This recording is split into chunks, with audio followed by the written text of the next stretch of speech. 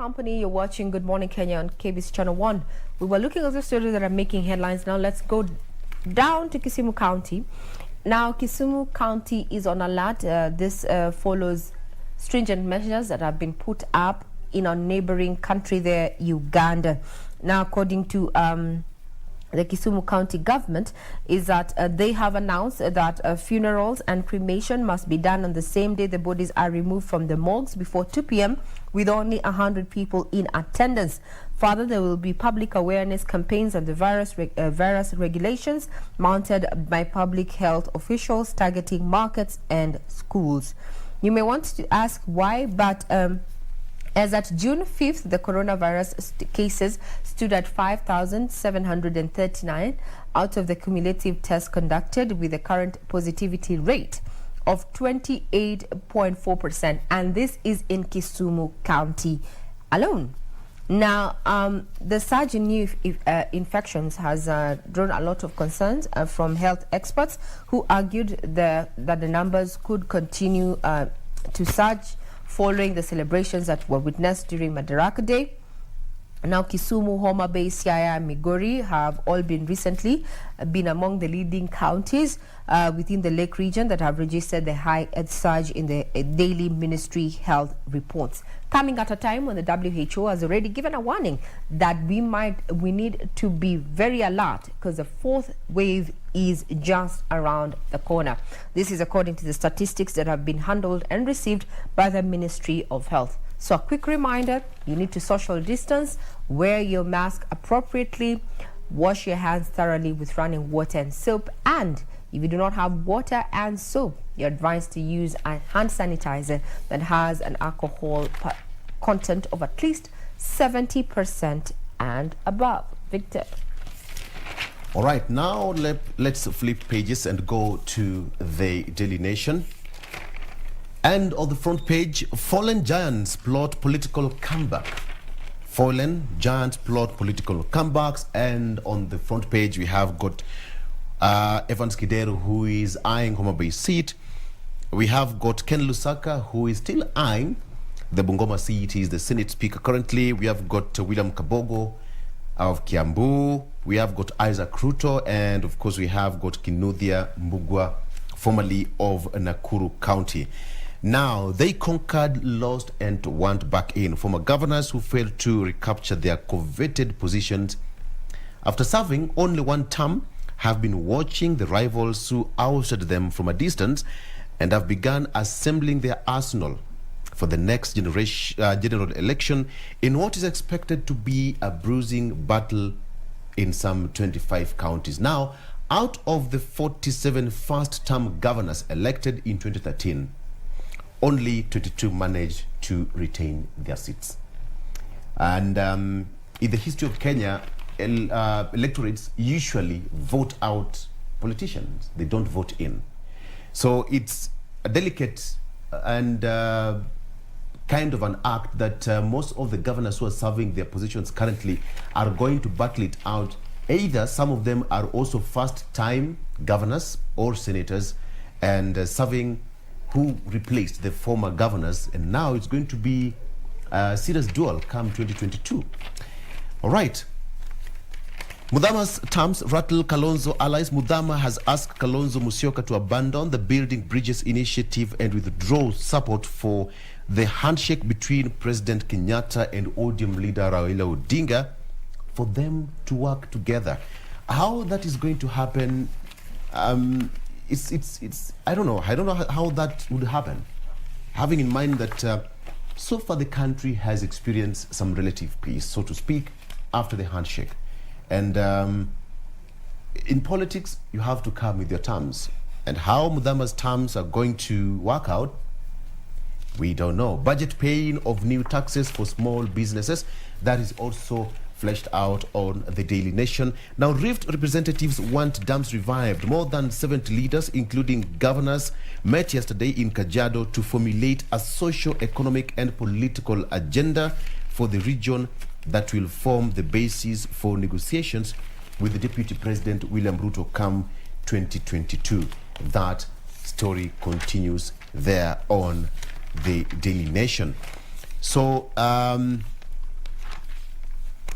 Still on that, Ruto allies draft rift demands. Let me give you a brief on that. Leaders from the region write issues they want the DP to address should he be elected president. Now, Deputy President William Ruto's allies from the Rift Valley region want 3 stalled mega dams revived and tougher restrictions imposed to discourage cheap imports, including maize, that ruin farmers' livelihoods. More than 70 leaders, including governors, met yesterday in Kajiado to formulate a socio-economic and political agenda for the region that will form the basis for negotiations with the Deputy President William Ruto as he campaigns for the presidency ahead of next year's general elections. Now, the participants at the meeting which was held at Masai Lodge in Rongai resolved that to form a 14-member committee to fine-tune their wish list.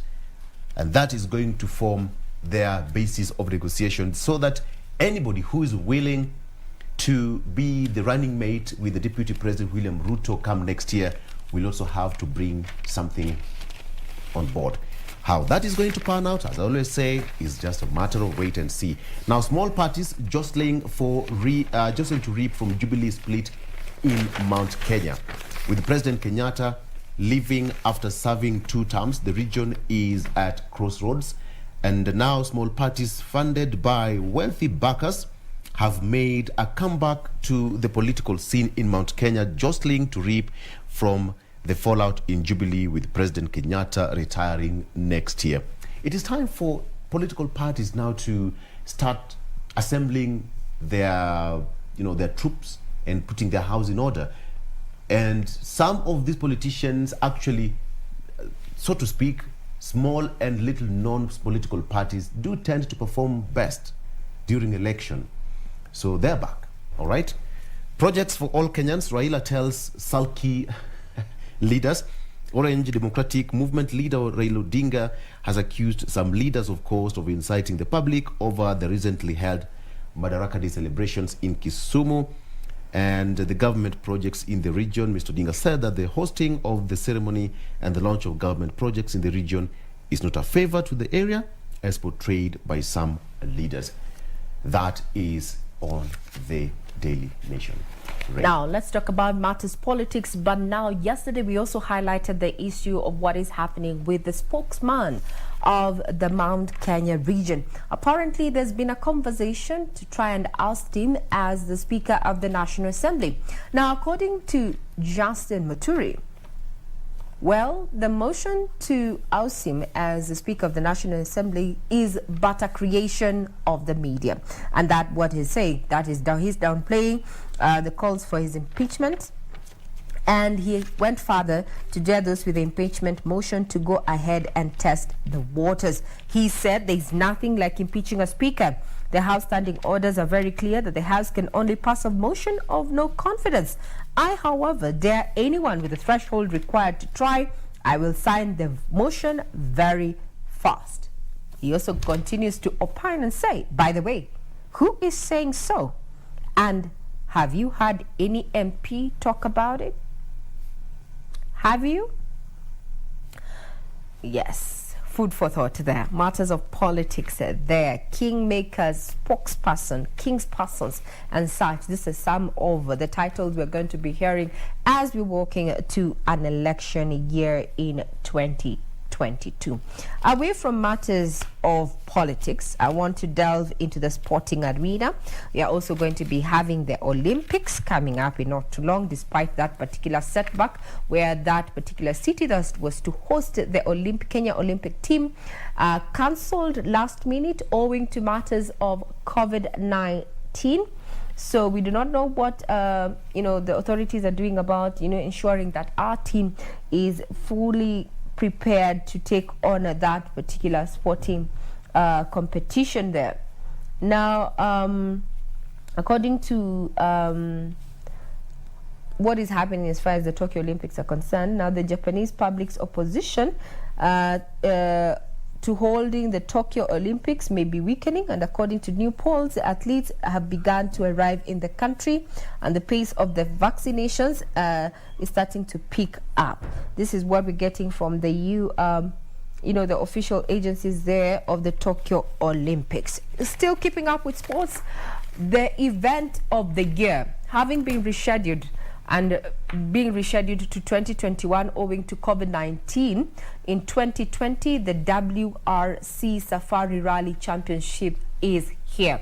And when we say here, we mean in Kenya, and it's going to be hosted in Nakuru County in 3 sub-counties, including Gilgil. So this is a particular feat that if you grew up hearing names, household names like Singh, Choda, as well as Patrick Njiro, this is something to behold and marvel at. And talking about that is that Nakuru has just been handed, the town, or rather town city status by the president there. Now, senators, by a majority vote last week, gave a nod to a report recommending that Nakuru municipality be conferred with the new status.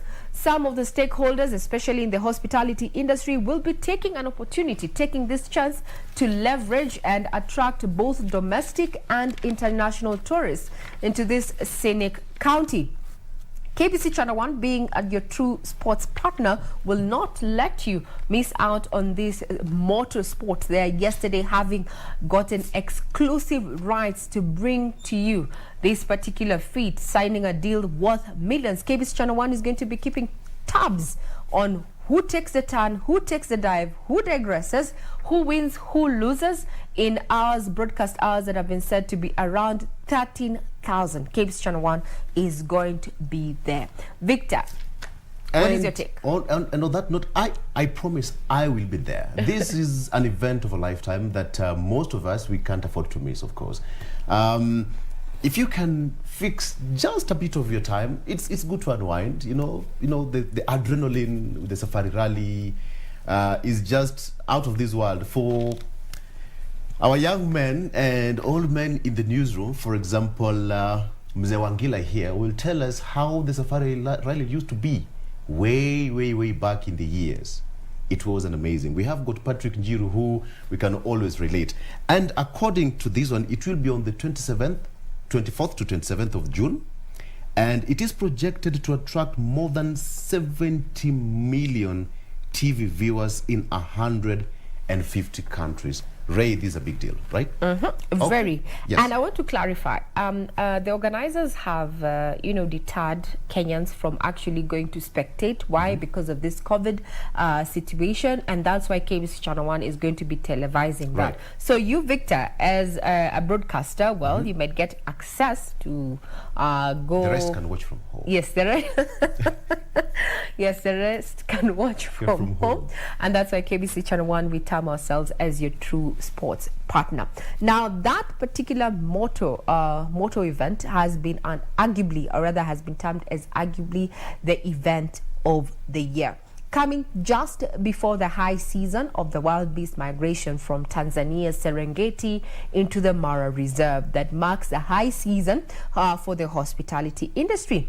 Let's just show you, or rather take you back to what exactly happened yesterday when KBC Channel 1 Managing Director Ms. Dr. Naim Bilal was penning that particular contract that will allow you, from the comfort of your home, watch the feat that has been termed and arguably is the event of the season.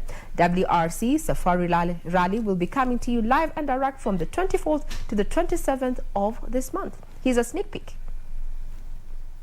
31 Kenyan rally drivers will be taking part in the 6th round of the WRC Rally Championship that will be held starting 24th to 27th of this month. All action will be live and exclusive on KBC Channel 1 and Radio Taifa. This is after Kenya Broadcasting Corporation was unveiled as the official television rights holder for the global showpiece. KBC has the largest coverage of this country, covering over 90% of Kenya. That is to assure Kenyans and the world that we are ready to transmit this event come 24th to the entire length and breadth of Kenya. Therefore marks an important milestone for the Safari Rally community, for rally enthusiasts, as we officially launch the WRC Rally local partner broadcaster, KBC. And I'm pleased to announce that they will be the official WRC local broadcaster, thereby setting the stage for a fruitful partnership that will revive, I am totally confident, the glory of the WRC Safari Rally Kenya. Very happy that KBC has been granted the rights for broadcasting, and therefore every Kenyan is going to be able to have an opportunity to watch every step and every action that is going on the rally. Even those that are going to be away and at home, they'll be able to watch, because digitally this is being made available. A total of 58 drivers from all over the world will feature in the Kenyan round, including defending world champion Sebastian Ogier of France. The structure of this agreement is such that KBC will be able to produce and televise a lot of footage from our local drivers, because they are mostly left out. Number two, WRC television, who have already landed more than 3 containers at the ICD, will be able to produce, edit, and transmit simultaneously to KBC and the rest of the world. I'm expecting good results from my ladies. I start with my ladies first because I'm their representative. I'm expecting them to, at least all of them to finish. That will be, and then also the rest also to have a good run. I'm really proud to see the young generation take up the sport. We have young competitors in the sport, and as my colleague has said, a lot of ladies are seated at home thinking that, wow, this sport is too fast, I cannot make it. I urge you, and I can tell you, it's exciting. Kenya will be represented by a total of 31 rally drivers. All action will be live on KBC Channel 1. Former rally drivers there being ladies, and they say that ladies run the world there. Now, if you go back in history and just Google the Safari Rally in Kenya, you'll come across a certain clip where the commentator, rather the person doing the voiceover in that particular clip, asks the audience, where can you be driving in top speed? And you get to see a rhino.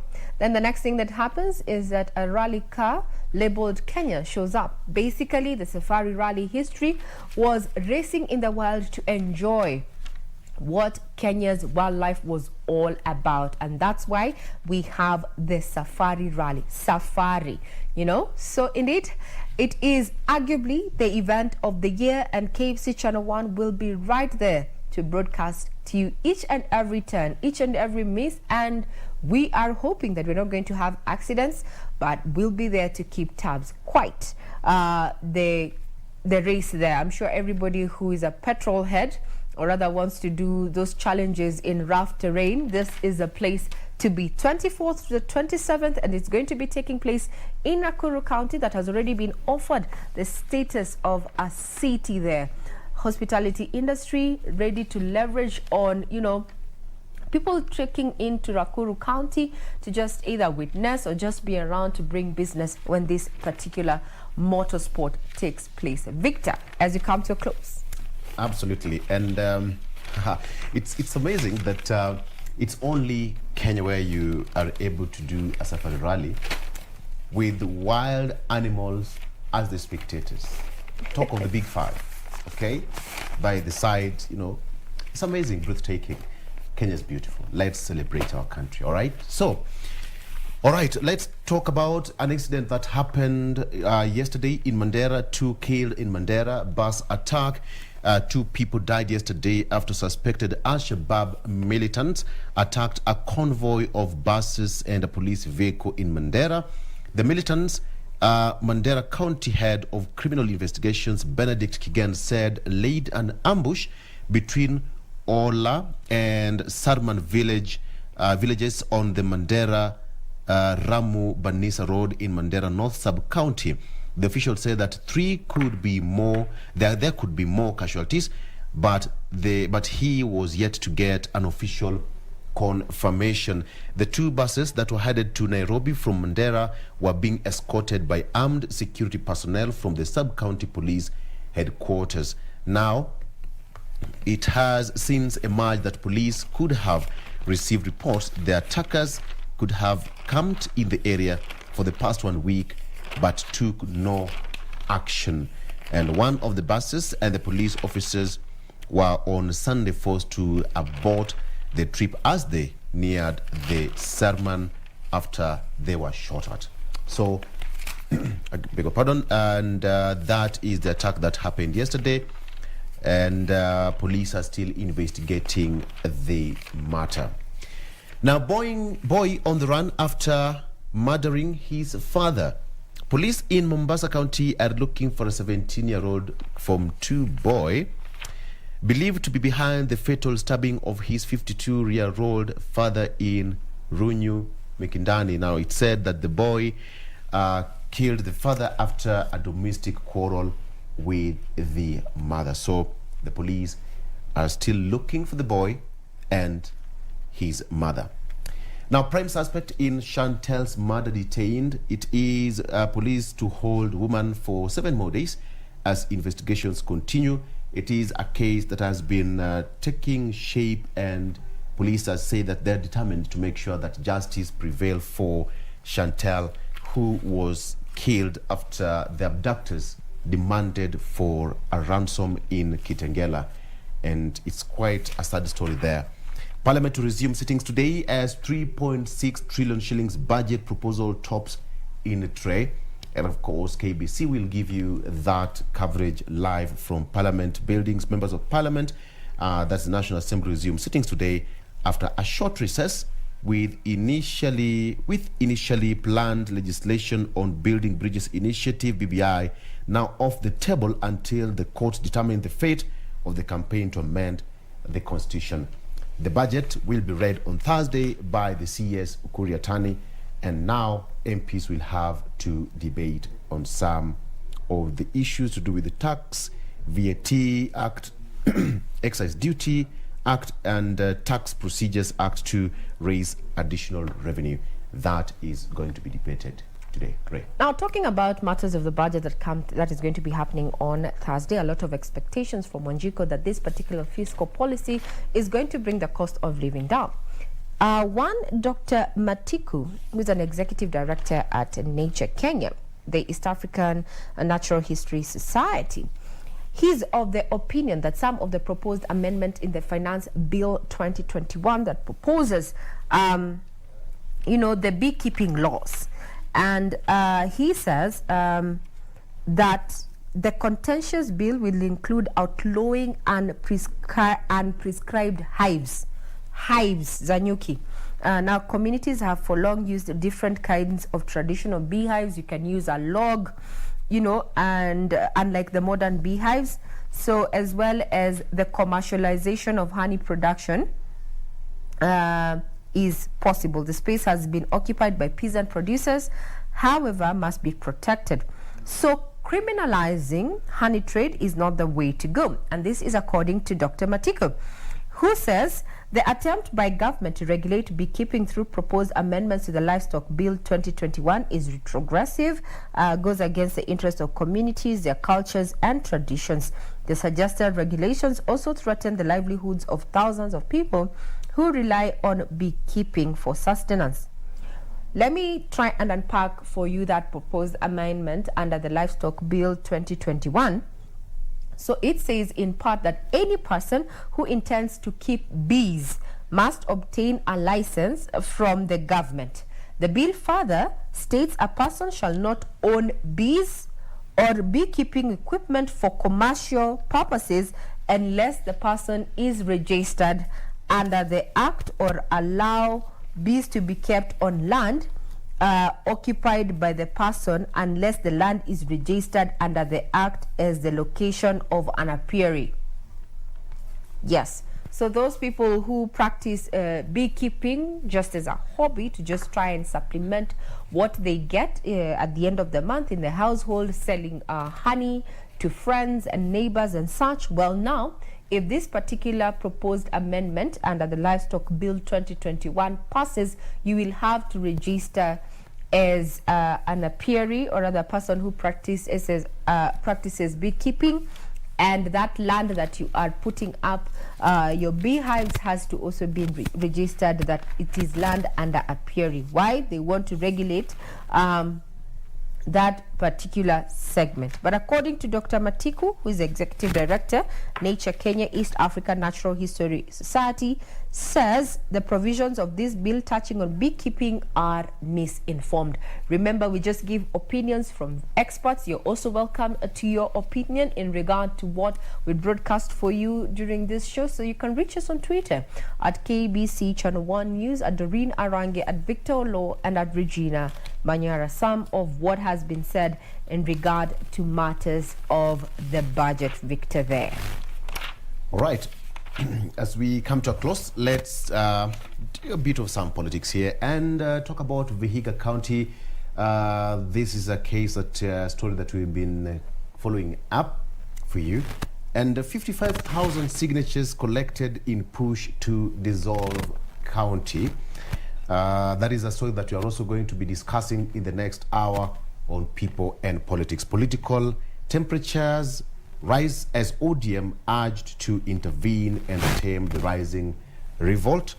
At least 55,000 voters have appended their signatures on a petition seeking to dissolve the county government amid rising political temperatures in Vihiga County. Now, this even as the local ODM leadership of the party, Mr. Raila Odinga's, led to intervene and stem the attempt to dissolve the devolved government. Former county secretary Francis Ominde and political analyst Joseph Simeha, both Odinga allies and who are believed to have initiated the surprise dissolution drive, have leveled 6 allegations against the county government, including corruption, incompetence, and abuse of office. Just to mention, Joseph Simeha is our analyst, and he will be here with us in the next hour, and of course we'll be shooting this question to him as one of the movers of this drive to dissolve the county government of Vihiga. All right, so that is that. In terms of Vihiga county government, people from Ingo, we have got a lot lined up for you, of course, to see how it's going to be affecting your county and, of course, the country in general. And that is going to be discussed in the next hour on People and Politics, where we have got Dr. David Masanga, we have got Joseph Simeha himself, and Dr. Joseph Rotich, who is also an economist. And we also have to talk about the budget of 2021-2022, right? Yes. And it's how it's going to affect your pocket in the next financial year. Pray. Well, that's just to conclude what we have been, looking at, or rather making headlines in the last 24 hours, and to just give you a sneak peek. The expectations of this country in as far as the growth of GDP growth, as per what National Treasury has been saying, is that during the financial year 2021-2022 that begins on 1st of July, so to speak, is at 6.3%. Some of the expectations of Treasury include reducing the debt vulnerabilities. Remember, as after the end of June, the government, or the Kenya, is supposed to begin paying up to 162 billion shillings loan for the Naivasha stretch there.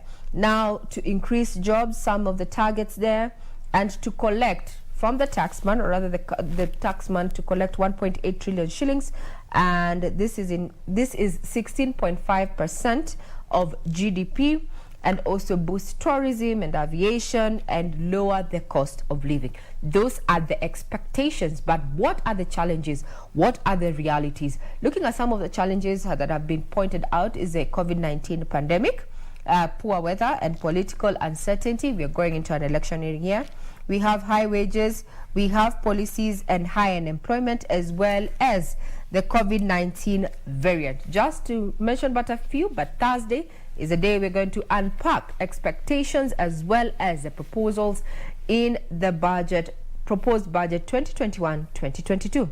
It is a wrap from me, but I hand you over to Victor as we dissect matters of politics. Do not go away, we'll be right back.